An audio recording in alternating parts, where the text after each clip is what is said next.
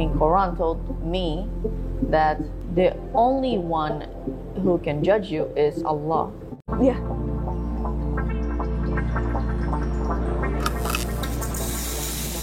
এমন বহু কাহিনী আছে যেগুলোকে আমরা মনে করি যে আমরা ইতিমধ্যেই জানি, ইন্টারনেটের তৈরি করা হেডলাইন্সের মাধ্যমে, শর্টসের মাধ্যমে। কিন্তু এই কাহিনীটা কাউকে জাজ করার জন্য নয়, কাউকে কোনো কিছু করতে বাধ্য করার বিষয়ে নয়। এই কাহিনী জ্ঞান অর্জনের প্রতি ভালোবাসার কাহিনী, প্রশ্ন করার কাহিনী, সন্দেহ করার কাহিনী, আর এমন এক স্থানে শান্তি খুঁজে পাওয়ার কাহিনী যেখানে এক্সপেক্টই করা হয় না। আজ তার নাম নুরা ইস্তিকবাল। এটা তার নতুন একজন মানুষ হয়ে ওঠার ডিক্লারেশন, সবকিছু ত্যাগ করে আবার নতুনভাবে শুরু করার কাহিনী। জানার আগ্রহ মানুষের প্রকৃতির একটা অংশ, আমি বিশ্বাস করি। আর আমার মনে হয় সর্বোত্তম পন্থাটা হলো এই ইন্টারভিউটা শুরু করা, স্পষ্টতই আপনাকে প্রশ্ন করা, এটা কি একটা গিমিক নাকি আপনার আজকের পরিচয়টা সত্য? The gimmick of? আমার মনে হয় আপনার মুসলিম হয়ে যাওয়া, দেখুন অভ্যাস বিষয়টাই ঢুকে পড়া যাক, মনে হয় এই বিষয়টাই মানুষ জানতে আগ্রহী। তো আপনি বলছেন যে এটা কি মার্কেটিং? So, you know, এটা প্রথমবার নয় যে মানুষরা আমাকে জিজ্ঞাসা করছেন। মানুষরা আমাকে জিজ্ঞাসা করেন প্রতিদিন যে তুমি কি সত্যিই মুসলিম নাকি তুমি জাস্ট এটা করেছো অ্যাটেনশন পাওয়ার জন্য। অফকোর্স এটা জানেন কিছু মানুষ করে থাকেন, আর তাই এটা খুবই ন্যায়সঙ্গত যে মানুষেরা প্রশ্ন করবে, কারণ এটা জানেন একজন মুসলিম হওয়া আর ইসলামে বিশ্বাস করা নিশ্চিত রূপে এটা তাদের জন্য জীবন ব্যবস্থা, it's a way of living. তো যদি কেউ এটা নিয়ে মজা করে থাকে অথবা এটা থেকে লাভ উঠাতে চায়, অবশ্যই তারা ক্ষুব্ধ হন। তো এটা ন্যায্য যে তারা আমাকে জিজ্ঞাসা করেন। আর যেহেতু আমি মোটেও এমনটা ছিলাম না আর এখন আমি এমন, তবে না, আমি কোনো রকম লাভ ওঠাচ্ছি না এটা থেকে। আসলে আমি হারিয়েছি বহু ফলোয়ার্স।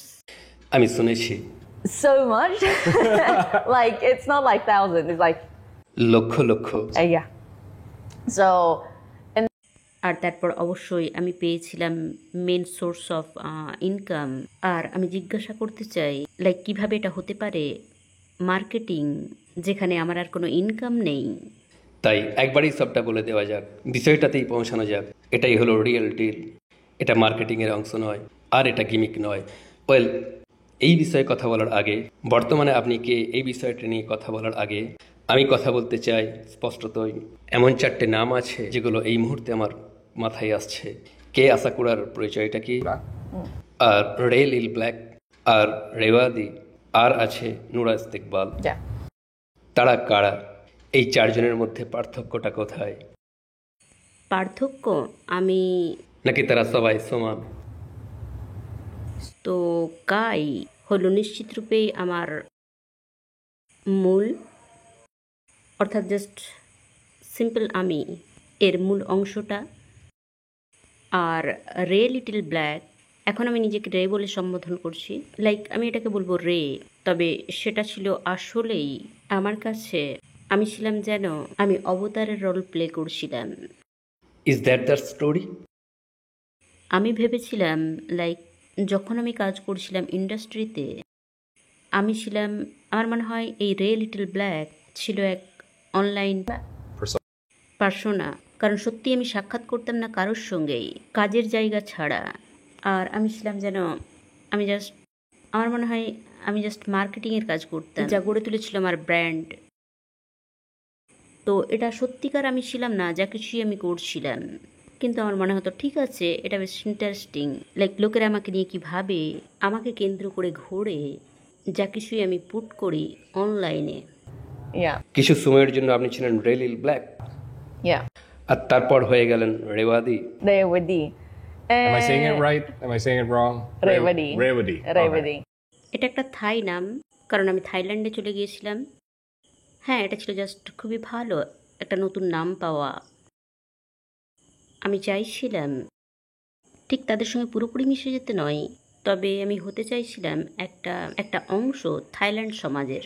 এখন আমি সেখানে বাস করেছি প্রায় 2 বছর। হ্যাঁ, আমি জাস্ট খুবই পছন্দ করি থাইল্যান্ডকে, আমি খুবই খুবই ভালোবাসি থাইল্যান্ডকে। আর আমার এক ফ্রেন্ড, আমার এক বেস্ট ফ্রেন্ড আমাকে নামটি দিয়েছিল। তো আমার মনে হয়েছিল যে ঠিক আছে, একটা সুন্দর নাম, তো কেন নয় রাওডি থাইল্যান্ডে। আর তারপর বর্তমানে আপনার সাথে Nura Istiqbal. এটা হলো মুসলিম নাম। আমি এটা নিয়েছিলাম যখন আমি পেয়েছিলাম মুসলিম সার্টিফিকেশন। Yeah. আই মিন আমি আমার নাম চেঞ্জ করিনি, তবে এক নতুন শুরু হিসাবে এটা ছিল একটা উপহার আমার কাছে। আমি চাইছিলাম নতুন কিছু। নূর, এটা হলো আলো, কিন্তু নূর অনেক ধরনের নূর আছে, কিন্তু আমি চাইছিলাম একটা নাম। এটা এমন হবে না যা আমাকে দেওয়া হয়েছে, আমি এটা তৈরি করতে চাইছিলাম। তাই আমার মনে হয়েছিল যে আমি চাই এমন কিছু যা হবে ইউনিক। তো আমি যা করলাম, আমি জিজ্ঞাসা করলাম চ্যাটজিপিটিকে। তাই আপনি চ্যাট জিপিটি করেছিলেন? Even istighfar too. আমি জাস্ট টাইপ করলাম, ওকে আমি একজন মুসলিম হয়েছি আর আমি চাই একটা অর্থপূর্ণ নাম যা দিয়ে আমি আমার নতুন জীবন শুরু করতে পারি। এমন কোনো নাম আছে কি যার অর্থ হবে নূর, তবে তার সাথে আরও বেশি অর্থপূর্ণ? And then and I was like, Nurai? ও, এটা শুনতে বেশ সুন্দর। নুরাই শব্দের অর্থ চাঁদের আলো, আর আমি চাইছিলাম কোনো কিছু কোমল আলো, জানেন, যা যায় অন্ধকার পরিবেশকে ভেদ করে। আমার মনে হলো ওকে, এটা ঠিক আছে, তাহলে কেন নয়। আপনি আগে বলেছিলেন যে আপনি ইন্টারনেটে খুবই পরিচিত ছিলেন। আমি জানতে চাই আপনি কি তৎকালীন সময়ে আপনি কি রিয়ালাইজ করতে পেরেছিলেন যে, অথবা আপনি কি কখনো কল্পনা করতে পেরেছিলেন যে আপনি ইন্টারনেটে এমন একটা পরিচিত ফিগার হয়ে উঠবেন, নাকি এটা ছিল আনপ্ল্যান্ড? আমি কখনোই ভাবিনি আমি হয়ে যাব। আমার ছিল বহু ফলোয়ার্স অথবা ফলোয়িংস, আর আমি কখনোই ভাবিনি আমি হয়ে যাব একজন টপ পারফর্মার। কারণ আমি ছিলাম সত্যি একজন সাধারণ বালিকা। আমার কখনোই কোনো অ্যাম্বিশন ছিল না বিখ্যাত হওয়ার। হ্যাঁ, ঠিকই বলেছেন, এটা খুব একটা কমন নয়। দ্য অ্যাডাল্ট ইন্ডাস্ট্রি, দেখুন ইন্দোনেশিয়াতে কোনো অ্যাডাল্ট ইন্ডাস্ট্রি নেই যতটুকু আমি জানি, আর পশ্চিমে অ্যাডাল্ট ইন্ডাস্ট্রি দেখতে পাওয়া এটা খুবই নর্মাল। আমি বুঝি কিছু মানুষের জন্য এটা একটা জব, আমি এটাও বুঝি কিছু মানুষের জন্য এটা একটা ক্যারিয়ার, কিন্তু যেটা আমি বুঝে উঠতে পারছি না, আপনি কিভাবে আপনার মেন্টাল হেলথকে প্রোটেক্ট করতেন প্রত্যেক দিন সেক্সুয়ালাইজড হয়েও? এটা সহজ ছিল না, সিরিয়াসলি এটা সহজ ছিল না। প্রথমত এটা শুধুমাত্র ছিল না আমি সেক্সুয়ালাইজড হতাম, এছাড়াও ছিল জাজমেন্ট, সেক্সুয়ালাইজড, হ্যারাসমেন্ট, লাইক প্রত্যেকটা জিনিস ছিল খুবই কঠিন শুরুর দিকে। যখন আমি শুরু করেছিলাম আমার কাছে এটা ছিল খুবই কঠিন এগুলোকে এড়িয়ে যাওয়া, যেমন মানুষেরা আমার সম্বন্ধে কি বলছেন। আর সেটা ছিল আপনার জীবনের 6টা কিংবা 7টা বছর। Yes. কোন জিনিসটা আপনাকে রিয়ালাইজ করালো ইসলামেতে আপনি সুইচ করার আগে, অথবা ধর্মবিশ্বাসী হওয়ার আগে? 7 বছর পর কোন জিনিসটা আপনাকে থামিয়ে দিল? মানুষেরা বলে থাকেন কেন এই হঠাৎ পরিবর্তন, কিন্তু এটা হঠাৎ করেই ছিল না। আমি অলরেডি 3 বছর ধরে চিন্তাভাবনা করছিলাম কুইট করার ব্যাপারে, অথবা এই ধরনেরই কিছু। তারপরও আমি জাস্ট বছরে একটা ফিল্ম করছিলাম, শুধুমাত্র এ কারণে যে আমার কাছে কোনো কারণ ছিল না এটা বন্ধ করে দেওয়ার। কারণ আমি ছিলাম কিছুটা, আমি জানতাম না যে আমি আমার জীবন নিয়ে কী করব। যদি আমি বছরে একটা কাজও করি মানুষেরা আমাকে ভুলবে না, আর এর মাধ্যমেই আমার সারাটা বছর কেটে যাবে, তাহলে কেন নয়। আর শুধুমাত্র আমি কুইট করিনি এ কারণেই। আসলে আপনার ইনিশিয়াল প্রাথমিক প্ল্যানটা কি ছিল এসকের ক্যারিয়ার হিসাবে? তো আমি যখন ছিলাম হাই স্কুলে আমি সত্যিকার অর্থেই রাজনীতির সঙ্গে যুক্ত ছিলাম, আর আমি চাইছিলাম পরিবর্তন, জাপান, আর আরও আমি চাইছিলাম এটাকে গড়ে তুলতে ভালো পৃথিবী হিসাবে অথবা ভালো দেশ হিসাবে। জানেন, আমি এ বিষয়ে বহু মুভি দেখতাম, যেমন দেশে পরিবর্তন আনা, আর আমি ভাবতাম যে এভাবেই আমি জাপানকে পাল্টে দেব একটা ভালো স্থানে। আমি জানি না, তারপর আমি শুরু করলাম, আমি রেকর্ড করলাম আমার প্রথম ভিডিও, আর এটা খুবই ভাইরাল হয়ে গিয়েছিল। আমার সমস্ত বন্ধুরা আমাকে টেক্সট করেছিল, হে তোমাকে নিয়ে কিছু চলছে অনলাইনে কিছু একটা চলছে, তুমি চেক করো। আর আমি বললাম, ও, আমি কখনোই ভাবিনি এটা ভাইরাল হবে। আপনার পিতামাতা কি বলেছিলেন? তারা খুশি ছিল না, তবে আমার বোন কান্নাকাটি করছিল। আর তারপর এই ঘটনার পর থেকে সে আর আমার সঙ্গে কখনোই কথা বলেনি আমার এই কাজের পর থেকে। তবে এমন কিছু বিষয় থাকে যেগুলো সম্বন্ধে আলোচনা করা বা উল্লেখ না করাই উত্তম। Yeah. ইন্ডাস্ট্রি থেকে In the world quit of করার law, পর after পলিটিক্সে you ফিরে যাওয়ার quit? কোনো Like, ইচ্ছা হয়নি? wasn't that a reason to quit? আমি আমার ডিগ্রি কমপ্লিট করেছিলাম, আমার ডিগ্রি আছে, তবে আমি মনে করি না যে এটা সম্ভব ছিল জাপানে, কারণ এটা খুবই রক্ষণশীল স্থান। আর আমার এই ইন্ডাস্ট্রিতে কাজ করা, আমার এই ব্যাকগ্রাউন্ড সহ আমি মনে করি না সম্ভব ছিল আমার একজন রাজনীতিবিদ হওয়া, কারণ এটা কলঙ্ক বা কলঙ্কিত বিষয়। আমি একজন কুখ্যাত ব্যক্তিতে পরিণত হয়েছিলাম, আর তাই এটা ছিল এক প্রকার অসম্ভব। Yeah. Well, কোন মানুষটা আপনাকে থাইল্যান্ডে যাওয়ার জন্য কনভিন্সড করেছিলেন?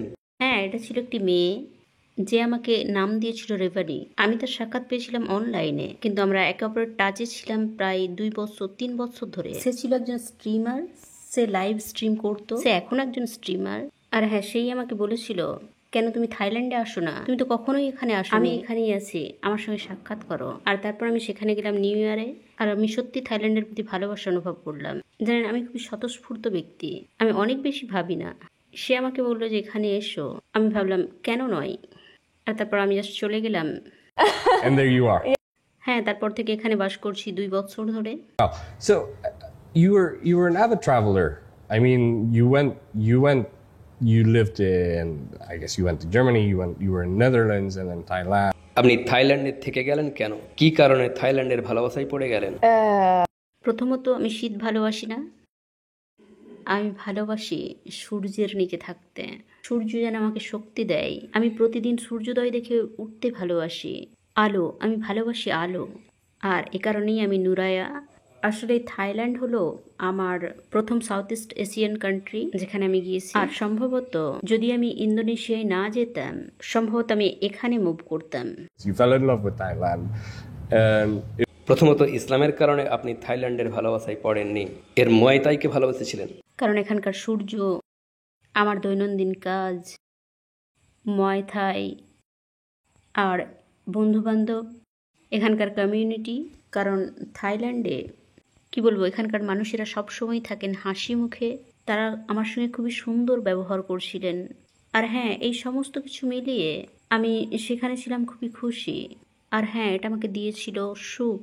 আমি জানি যে আপনি স্টাডি করেছেন, আপনি একটা ক্যাথলিক স্কুলে গিয়েছিলেন Years. 10 বছর, আর অবভিয়াসলি বৌদ্ধ ধর্ম পরিবারের কারণে। I went 3 years actually. 3 years Buddhist, of Buddhism. তো কথা বলা যাক যে কেন অবশেষে ইসলাম। আমি মনে করি এটা এটা যেটাকে আমরা বলে থাকি ভাগ্য। আমি সাক্ষাৎ পেলাম ইসলামের একেবারে সঠিক সময়ে। যদি এটা হতো হাই স্কুলে, সম্ভবত আমার অন্তর তখন প্রস্তুত ছিল না, অথবা যাকে বলা হয় খোলা। কারণ যখন আমি ছিলাম একজন টিনেজার, যেমন high school, junior high school, আমার ইউনিভার্সিটি, এইসবেতেই আমি ছিলাম ক্রিশ্চান। আর আমি প্রস্তুত ছিলাম না জানতে কোনো রকম ধর্ম সম্বন্ধে। জানেন, আমি খুবই বিরক্ত অনুভব করতাম বাইবেল স্টাডিতে। যদি আমি হতাম, আমার অন্তর থাকতো অলরেডি ওপেন, সম্ভবত আমি তখনই, কিন্তু এটা সঠিক সময় ছিল না। আর তারপর আমি গিয়েছি বহু বিষয়ের মধ্য দিয়ে, ইন্ডাস্ট্রি, আমার কাজ, আর আমি অলরেডি হয়ে গিয়েছিলাম যেন আমি কি করছি, কেন আমি এই সব কিছু করছি প্রতিদিন, আর আমার জীবনের উদ্দেশ্যই বা কী, আর এগুলো কি, এই সমস্ত জাজমেন্ট, এই সব কিছুই। আর তারপর আমি সাক্ষাৎ পেলাম ইসলামের। আর আমি মনে করি, জানেন, এটা ছিল যেন সঠিক সময়, এটা ছিল সঠিক মুহূর্ত। I heard that you went to a seminar which was 3 hours long, not knowing that it was actually a community of Islam. And that actually changed you. এটা আমাকে করেছিল আগ্রহী, আর এটা আমাকে লক্ষ্য করতে বাধ্য করেছিল যে আমি কখনোই ইসলাম অধ্যয়নের কথা ভাবিনি। কারণ জাপানে আমাদের নেই কোনো স্থান ইসলাম শেখার, কারণ সেখানে মুসলিম মানুষ নেই খুব বেশি। And আপনি কি করলেন? প্রথমে কি আপনি কোরআন ক্রয় করলেন? কোরআন কিনেছিলাম, আর আরও কিছু ইসলামিক দর্শনের বই, ইউটিউব ভিডিও দেখা, আর হ্যাঁ, এই ধরনের সব ছোট ছোট বিষয়। সেই মৌলিক পরিবর্তনগুলো কি যেগুলো সংঘটিত হয়েছিল ইসলামকে জানার সেই ফেজটাতে? বড় পরিবর্তনগুলোর মধ্যে একটা ছিল, one of the big changes যা আমার ঘটেছিল তা হলো আমার পিতামাতাকে শ্রদ্ধা করা। wow, really? কারণ আমি যখন ইউরোপে বাস করছিলাম, সত্যিই আমি তাদের সঙ্গে যোগাযোগ করতাম একবার অথবা দুইবার সারা বছরে। A year? আমি আমি স্বীকার করছি যে আমি ছিলাম খুবই খারাপ একজন কন্যা। আমি তাদের ব্লক করে দিয়েছিলাম 1 বছরের জন্য। আমার মনে হয় যে আমি তাদের কখনোই কল করতাম না। আমি মেসেজ করতাম মাঝে মাঝে সেই 1 বছরে, কিন্তু আমি কখনোই কল করিনি একটা গোটা বছরে। আমি সেখানে চলে যেতাম তাদের কোনো কিছু না জানিয়েই। আমি ছিলাম সিরিয়াসলি এ ব্যাড ডটার তাদের কাছে। আর আমি ফিরে এলাম, তারপর জানেন আমি তাদের সম্বন্ধে ভাবতে শুরু করলাম, আর আমার খুবই খারাপ লাগছিল। তারপর জানেন আমি চেষ্টা করছিলাম তাদের ভালো মেয়ে হওয়ার, কিন্তু তখনও আমি তাদের সঙ্গে যথেষ্ট কথা বলতে পারছিলাম না। কিন্তু যখন থেকে আমার সাক্ষাৎ হলো বহু মুসলিম মানুষের সঙ্গে, তারপর কোরআনও আমাকে বলল তোমার পিতামাতাকে শ্রদ্ধা করো, আমি ভাবলাম ঠিক আছে। আমি শুরু করলাম তাদেরকে মেসেজ করা, তাদের বললাম থ্যাংক ইউ, আর তাদের সঙ্গে ভিজিট করতে লাগলাম একটু বেশি। এখন আমি তাদের কল করি সপ্তাহে 3 বার। That's amazing. 4 times a week. আপনার বোনের সাথে আপনার সম্পর্কটা কি? ভালো, আমার বোনের সাথে খুবই ভালো। আমরা কল করি না কারণ সে পছন্দ করে না কল করা, তবে হ্যাঁ আমরা একে অপরের খুবই ক্লোজ। সো আপনি কিছুটা এক্সপেক্ট করেছিলেন? আপনি কি এক্সপেক্ট করেছিলেন পারিবারিক সম্পর্কের উন্নতি তখন যখন আপনি ইসলাম অধ্যয়ন করছেন? No. তবে আমি শিখেছি আমার চারপাশের সমস্ত মুসলিমদের কাছ থেকে। তারা তাদের পরিবারকে কল করে, তারা একে অপরের যত্ন নেয়, আর আমি বুঝলাম যে এটা ইসলামের একটা অংশ, যে অবশ্যই পিতামাতাকে শ্রদ্ধা করতে হবে। তো আমি ভাবলাম আমার শুরু করা দরকার, আর আমার মনে হলো এটা সত্যিই ভালো। তো আমি ভাবলাম কেন নয়, আমিও করি। রেসপন্সগুলো কী ছিল? আমি ধরে নিচ্ছি যে রেসপন্সগুলো ছিল অবাক করা। আপনার পরিবর্তনে তারা নিশ্চয়ই খুশি হয়েছিলেন। My parents? Yeah. হ্যাঁ, অবশ্যই তারা খুশি ছিলেন, কারণ এখন তারা আমার কণ্ঠস্বর শুনতে পাচ্ছিলেন।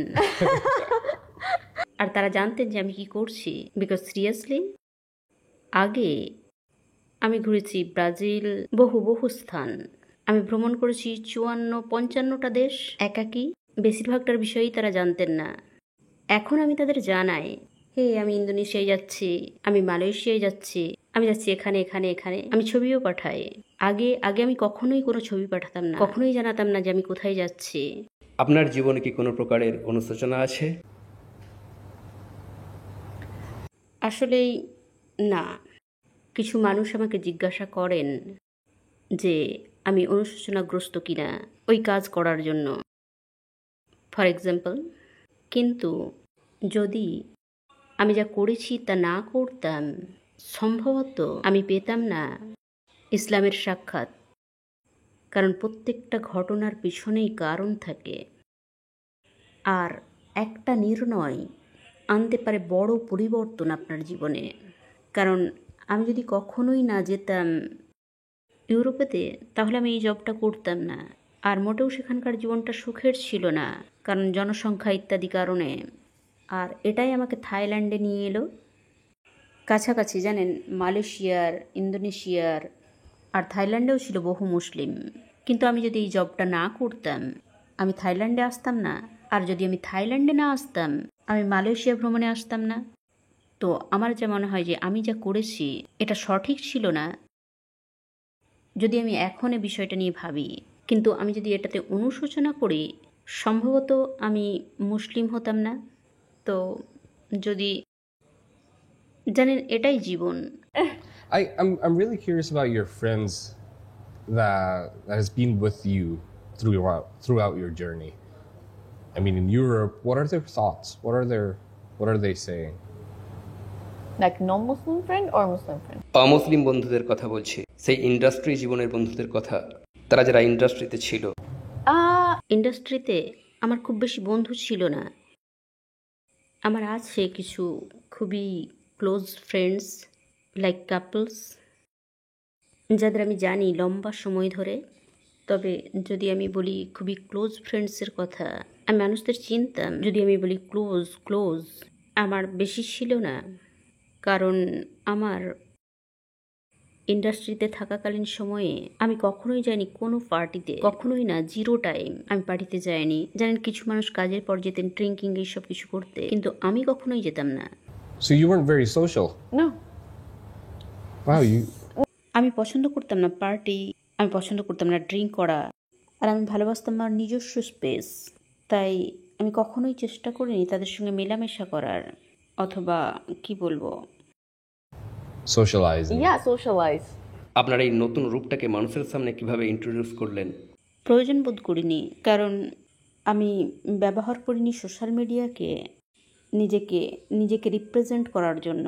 জানেন, এটা জাস্ট একটা টুল। আমি সাধারণত পোস্ট করে থাকি যা কিছুই আমি করি না কেন আমার জীবনে।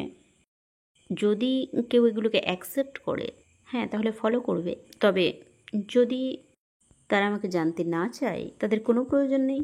Yeah. Right? Yeah. You're a much happier person now then. Yeah. And আপনি যে বইটা ক্রয় করেছিলেন তার কারণে সবকিছু বদলে গিয়েছিল। Yeah. কোরআনের অনুবাদ কোন বিষয়টা আপনাকে সত্যিকার অর্থেই বদলে দিয়েছিল প্রথমবার যখন আপনি কোরআনটা খুললেন? So আমাকে জাজ করা হয়েছে অনেক বেশি। আমার পুরো কেরিয়ারে, আমার সারা জীবনে, শুধুমাত্র একজন অ্যাক্ট্রেস হিসাবেই নয়, আমাকে জাজ করা হয়েছে। আর প্রত্যেকেই হয়ে থাকে, আপনি জানেন। এটা শুধুমাত্র আমার ক্ষেত্রে নয়, এক প্রকার সকলকেই জাজ করা হয় প্রত্যহ। কিন্তু যখন আমি ইসলাম স্টাডি করতে শুরু করলাম, কোরআন আমাকে বলল যে একমাত্র যিনি তোমাকে জাজ করতে পারেন তিনি হলেন আল্লাহ, কারণ তিনি একমাত্র সত্তা যিনি তোমাকে দেখেন আর শোনেন। আমি খুবই স্বস্তি বোধ করলাম, কারণ আমি এ বিষয়ে খুবই কেয়ার করতাম যে মানুষ আমাকে কিভাবে জাজ করছে। আর আমার মনে হতো যে কেন তারা আমাকে বুঝতে পারছে না। বাট অফকোর্স তারা বুঝবে না, কারণ তারা আমার জীবনটাকে জানে না, কারণ তারা আমার জীবনটাকে জানতে পারেই না। আমি কি করছি, আমার অন্তর কি ভাবছে, এটা তো অসম্ভব। তবে শুধুমাত্র তার পক্ষে সম্ভব। একমাত্র যিনি সবকিছু জানেন, সবকিছু শোনেন, সবকিছু দেখেন, তিনি হলেন আল্লাহ। আর আমার মনে হলো, জানেন, এটা আসলেই সত্য। আর আমার মনে হলো ওকে, এটা আমাকে আগ্রহী করছে, এটা খুবই ইন্টারেস্টিং। আর সে সময়ে আমার মনে হলো আমাকে আরও বেশি জানতে হবে, আমাকে আরও বেশি পড়তে হবে। তো এভাবেই এগিয়ে চললো। কোন জিনিসটা আপনাকে বাস্তবে হায়ার পাওয়ারে বিশ্বাস করালো? পয়েন্টটা হলো আল্লাহতে বিশ্বাস করলেন কেন? হোয়াই ইসলাম? এটা অনেকটা সময়ের উপর নির্ভর ছিল। প্রথমত আসলেই আমি কখনোই ভাবিনি যে আমি মুসলিম হব। তবে বন্ধুদের ইসলামকে অনুসরণ করা দেখে, তাদের কোরআন পড়া দেখে, আর এটা লক্ষ্য করে যে আমিও তাদের মতো উত্তম ব্যক্তিতে পরিণত হতে পারবো, আমি এটাকে অনুসরণ করতে চাইলাম। was this the same friend that gave you Rawadi? না, সে বৌদ্ধ ছিল। Okay, wow. তবে হ্যাঁ, কিছু মুসলিম বন্ধু ছিল। Guided you. হ্যাঁ, অনেকটা তাই আমাকে সাপোর্ট করেছিল, আমি বলতে পারি। এখন মুসলিম কমিউনিটি নিয়ে কথা বলা যাক। তারা আপনার জার্নিতে কতটা সাহায্য করেছিল? So far, I do believe Cinta Quran is taking care of you amazingly big. Here in Jakarta. But how about the rest of the world? How are they actually helping your journey? জাপানে The Sugimoto sensei. যিনি অনুবাদ করেছেন এই বইটি, তাঁরই কাছে আমি class করি প্রত্যেক সপ্তাহে যখন তিনি ব্যস্ত থাকেন না। এছাড়াও কিছু বন্ধুবান্ধব আছে ব্যাংককে, তারা আমাকে ক্লাস করান না। তবে যখন আমি কোনো কিছুতে উদ্বিগ্ন হই অথবা মনে প্রশ্ন জাগে, তারা আমার প্রশ্নের উত্তর দেন সব সময়। আর আমি মসজিদে গেলে তারাও আমাকে ওয়েলকাম করে। সেখানে বেশ কিছু মেয়ে আছে যাদের সঙ্গে কখনো কখনো আমি বসি, কথা বলি, আর তারাও আমাকে সাহায্য করে আর আমার প্রশ্নের উত্তর দেয়, যেরকম প্রশ্নই হোক না কেন। আর অবশ্যই চিন্তা Quran foundation, thank you so much. তারা আমাকে জানিয়েছেন অনেক নতুন বিষয়, দিয়েছেন সাপোর্ট, ক্লাসেস। আর একজন রিভার্ট হিসাবে এটা একটু কঠিন, কারণ আপনি শুরু করেন একেবারে নাথিং থেকে, আপনার কোনো রকম ধারণাই থাকে না কোথা থেকে। But you're doing an amazing job, I heard, right? Yes, but এর জন্য তাদেরকে ধন্যবাদ জানাই। আমি এগিয়ে যাচ্ছি, কিন্তু একজন রিভার্ট হিসাবে এটা কঠিন আমি মনে করি, যদি আপনার কোনো রকম সাপোর্ট না থাকে। আর আমি সত্যি কৃতজ্ঞতা অনুভব করি তাদের প্রতি, যে তারা আমাকে লক্ষ্য করেছিলেন আর সিদ্ধান্ত নিয়েছিলেন আমাকে সাহায্য করার। আপনার কি কখনো নিজেকে অবাঞ্ছিত বলে মনে হয়েছিল ইন দ্য বিগিনিং? অফকোর্স, আমি এখনও আনঅ্যাকসেপ্টেড ফিল করি, কারণ বেশ কিছু মুসলিম মানুষ কোনোভাবেই চায় না এই বাস্তবতাটা মেনে নিতে যে আমি রিভার্ট, কারণ তারা বলে থাকে ও সে তো মিথ্যা বলছে। তবে এটা আমার কাছে কোনো সমস্যা নয়। Yeah. Yeah. কারণ একমাত্র আল্লাহ আপনাকে জাজ করতে পারেন। Wow. আমার প্রয়োজন নেই তাদের স্বীকৃতির। আমি চাই না মানুষের স্বীকৃতি, আমি একমাত্র আল্লাহর স্বীকৃতি চাই, তার ক্ষমা চাই। আমি আপনার পেজেসে দেখেছি যে আপনি ঘোড়ায় চড়ছেন, ঘোড়া ছোটাচ্ছেন, আর আমি আপনাকে জিজ্ঞাসা করেছিলাম এটা কি সুন্নাহর কারণে, ইসলামের সব কিছুকেই পালন করার ইচ্ছার কারণে? আপনি বলেছিলেন যে আপনার হবিও রয়েছে, ইসলামের সব কিছুকে পালন করাও আপনার একটা হবি। রোজা রাখার মতো সমস্ত আমল করা কি আপনার জন্য কঠিন ছিল? Has it been easy for you, or was there actually some challenges? The moving to it, like being reverting. আমি মনে করি না যে আমাকে হতে হয়েছে খুব বেশি কাঠিন্যের সম্মুখীন। To be honest, Ramzan for example আমি কখনোই অনুভব করিনি যে এটা কঠিন। আমি মনেও করি না যে এটা কঠিন। জানেন, মানুষ বলে থাকে রোজা কঠিন, আপনার ক্ষুধা লাগবে। না, আসলেই নয়। একমাত্র যে বিষয়টা একটু কঠিন তা হলো পিপাসা, আর এক প্রকার খেলাধুলা করতে না পারা, কারণ আমি স্পোর্টস ভালোবাসি। তবে এছাড়া ক্ষুধার ব্যাপার যেটা, সেটা ঠিক আছে, আমার বেশি খাওয়ার প্রয়োজন হয় না। আর রোজা খোলার পর আমি বন্ধুদের সঙ্গে সাক্ষাৎ করি অথবা মসজিদে যাই, আর সেখানে সাক্ষাৎ পাই পুরো কমিউনিটির, আর সেটা অনেক বেশি খুশির। মানুষেরা শুধুমাত্র রোজা নিয়েই চিন্তা করে, কিন্তু সেখানে আছে আরও অনেক বিষয় আমরা যা উপভোগ করি রমজানে। তাই কেন শুধু ক্ষুধার্ত থাকার কথাই ভাববো? And there's so much more beautiful things. Is it one thing that has, helped you being a Muslim is to find the right partner as well? না, আমি মনে করি এমনকি আমি যখন ইন্ডাস্ট্রিতে ছিলাম এটা কঠিন ছিল না। আসলেই আমি কারোর সঙ্গে যুক্ত হইনি। আমি এমনকি আমার মুসলিম হওয়ার আগে আমি ছিলাম সিঙ্গেল 7-8 বছর ধরে। কিন্তু এটা এ কারণে ছিল না যে আমি ইন্ডাস্ট্রিতে কাজ করতাম, বরং এটা জাস্ট আমার জন্য সঠিক সময় ছিল না, আমি প্রস্তুত ছিলাম না। সব কিছুরই আছে নিয়তি। যদি গড ভেবে থাকেন এই মেয়েটি একাকী থাক, এখনও আমি সিঙ্গেলই আছি, এরকমই জানেন, সম্ভবত আমি একাকী থেকে যাব আমার সারা জীবন যদি আল্লাহ চান। আর আমরা কখনোই জানতে পারি না, আমি কখনোই কোনো বিষয়ের পরিকল্পনা করিনি, আর এই সব কিছুই আল্লাহর হাতে। ইসলামকে লেটলি ডিসকভার করার সবচেয়ে সুন্দর বিষয়টা কি? এতদিন পর্যন্ত যা কিছু আপনি শিখেছেন, is it the people, is it the community? সব কিছুই কমিউনিটি যার মধ্যে আমি আছি, হ্যাঁ, এটা খুবই সুন্দর। আর আগে আমি কখনোই কোনো কমিউনিটির মধ্যে ছিলাম না আমার সারা জীবন। লাইক আমি গিয়েছি ইউনিভার্সিটি, আর আমার ছিল মাত্র 2টি বন্ধু ইউনিভার্সিটি থেকে এখনও পর্যন্ত। হাই স্কুল থেকেও আমার ছিল মাত্র 2টি বন্ধু। তো আমার ক্ষেত্রে আমি কমিউনিটির মধ্যে কখনোই ছিলাম না। কিন্তু এখন আমি আবিষ্কার করেছি কমিউনিটির মধ্যে থাকার সৌন্দর্য, কথা বলা, একসঙ্গে থাকা, এটা এখন আমার মনে হয় যে খুবই সুন্দর। Well, you're going to have a few events in Jakarta, but one particular is an event on the 13th that we earlier mentioned. Talk to me about that event. So, এই ইভেন্টের নাম দেওয়া হয়েছে অ্যামেজিং মুহাররম। তো এটা হলো new year মুসলিম মানুষদের জন্য। তো আমি এখানে সেলিব্রেট করতে এসেছি আমার প্রথম ইসলামিক নিউ ইয়ার একজন মুসলিম হিসাবে। এখানে থাকবেন বহু শিক্ষক আর অনুপ্রেরণাদায়ক বক্তা। আর এটা হবে বুগারে, জুলাই 13th in centre international convention centre. International Convention Center. আর আমি খুবই এক্সাইটেড শোনার জন্য সমস্ত বক্তার কথা আর অনুপ্রাণিত হতে ভবিষ্যতের জন্য। Wow. And there's also another event, and you get to go home. Yes. You get to go back to Osaka. Yes. Which is on the 27th of July. Okay. একটা ইভেন্ট, এটাও অ্যামেজিং মহরম টোকিওতে। এখানেও থাকবে বেশ কিছু অনুপ্রেরণাদায়ক বক্তা। আর তারপর এটা হবে খুবই ইন্টারেস্টিং, কারণ ইসলামিক ইভেন্ট ইন জাপান। আমি খুবই উৎসাহী এটা দেখার জন্য যে কি ঘটবে, কারণ আমি এটা কল্পনা করতে পারি না, কারণ আমি কখনোই সাক্ষাৎ পাইনি খুব বেশি মুসলিমের জাপানে।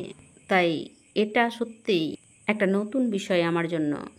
তাই আমি বেশ এক্সাইটেড, কারণ আমার অনেক জানা মানুষ আছেন যারা বলেছেন যে তারা আসবেন।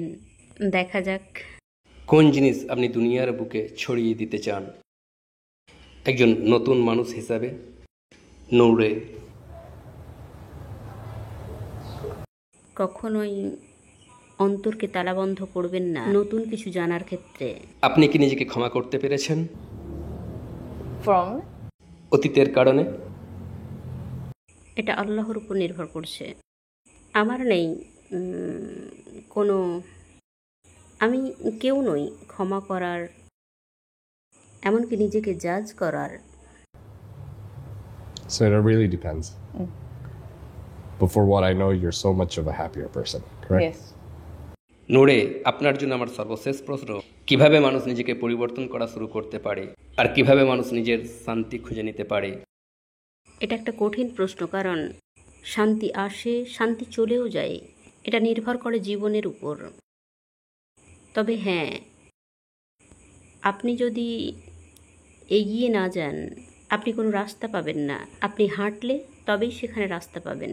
আপনি যদি নড়াচড়া না করেন, কোনো রাস্তাই আপনি পাবেন না। তাই আপনি যদি হতে চান উত্তম ব্যক্তি অথবা খুঁজে পেতে চান শান্তি, আপনাকে এক পা এগিয়ে যেতেই হবে, যদিও এটা হয় কঠিন। তাই কখনোই থামবেন না। যদি আপনার শক্তি না থাকে সেটা করার, আপনি থেমে যেতে পারেন। কিন্তু আপনার যদি কিছুটাও শক্তি থাকে এগিয়ে যাওয়ার, এমনকি যদি হয় এটা খুবই অল্প, এগিয়ে যান। কারণ আপনি যদি চলা শুরু না করেন, আপনি রাস্তা পাবেন না শান্তির দিকে, সুখের দিকে। তা যা কিছুরই খোঁজ আপনি করেন না কেন। I guess last but not least, Ray, thank you so much for your time. And Thank thank you you so so much for being such an inspiration to many. Thank you so much. Terima kasih. Terima kasih. Enjoy the rest of your time in Thank you Indonesia. so much.